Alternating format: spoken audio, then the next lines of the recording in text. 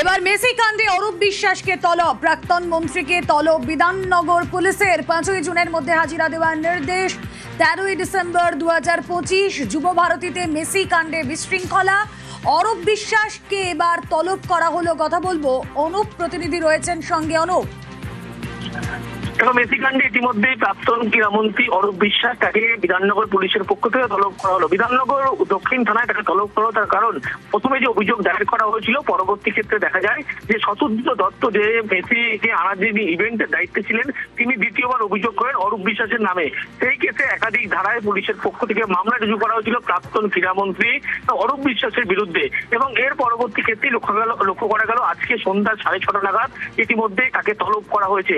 Notice দিয়ে তাকে তলব করা হয়েছে এবং বলা হলো আগামী 5ই জুনের মধ্যে যাতে সরাসরি তিনি বিধাননগর পুলিশ কমিশনারের দক্ষিণ থানায় এসে হাজিরা দেয়। তাকে 3 থেকে 4 জন যারা আধিকারিক রয়েছেন, তারাই উচ্চপদস্থ আধিকারিক, তারা জিজ্ঞাসাবাদ করে মেসি ইভেন্ট কাণ্ডে যে বিশৃঙ্খলা পরিস্থিতি এবং আর্থিক তছরূপ সহ একাধিক অভিযোগ ছিল এই প্রাক্তন যিনি ক্রীড়ামন্ত্রী অরূপ বিশ্বাস তার বিরুদ্ধেই।